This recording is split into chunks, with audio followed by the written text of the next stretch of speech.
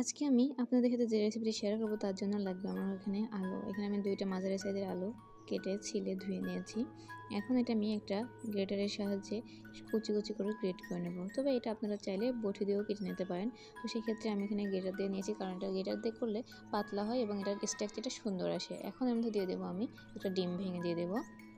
ডিমের এই রেসিপিটা আমি যতবারই বাসায় বানিয়েছি ততবারই কিন্তু সবাই চেটেপুটে খেয়েছে। এরপর এবারে দিয়ে দেবো লবণ স্বাদ মতো, হলুদের গুঁড়ো দিয়ে দেবো হাফ চা চামচের পরিমাণ, এরপর দিয়ে দেবো মরিচের গুঁড়ো কিছুটা পরিমাণে।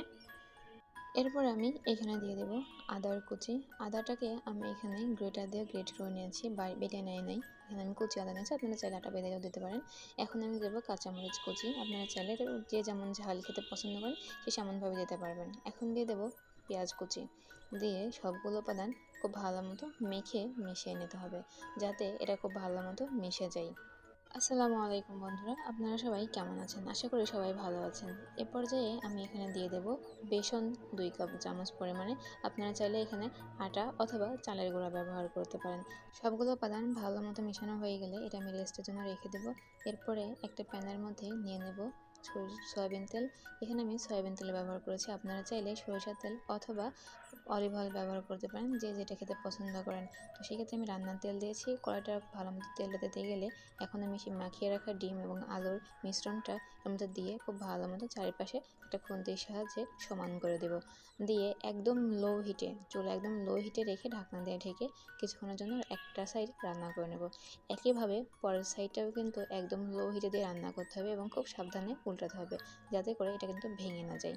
এ পর্যায়ে আমি আবারও ঢাকনা দিয়ে ঢেকে আবারও আমি 10 মিনিটের জন্য রেখে দেবো। দেখতেই পাচ্ছেন আমার ডিমটা কিন্তু খুব ভালো মতো ভাজা হয়ে গেছে।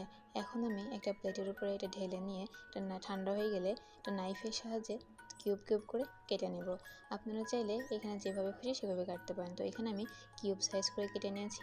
দেখতেই পাচ্ছেন ভেতরটা কিন্তু খুব ভালো মতো সিদ্ধ হয়েছে, অন্যথায় কিন্তু আলুটা ভেতরে সিদ্ধ হবে না। যে কোনো ভাজা পোড়া রেসিপির ক্ষেত্রে অবশ্যই কিন্তু চুলাটাকে মিডিয়াম লো হিটে রাখবেন। সবসময় লো হিটে নিয়ে রান্না করলে ভাজা পোড়াটা অনেক বেশি ভালো হবে। এখন একটা প্যানেতে আমি গরম করে নেব। গরম করে নিয়ে দিয়ে দেবো সরিষার তেল।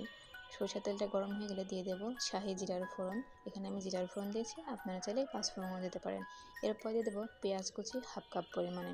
হাফ কাপ পরিমাণে পেঁয়াজ কুচি দিয়ে পেঁয়াজটা যখন একদম ব্রাউন কালার হয়ে আসবে তখন কিন্তু আমি দিয়ে দেবো এখানে আদা বাটা হাফ চা চামচ।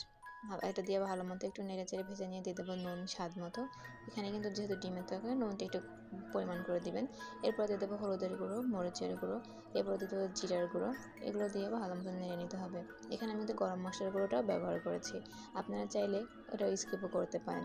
যদি পাঁচফোড়ন দেন সেক্ষেত্রে অবশ্যই গরম মশলাটা স্কিপ করে যাবেন। এখন দিয়ে দেবো টমেটো কুচি 1 কাপ পরিমাণে।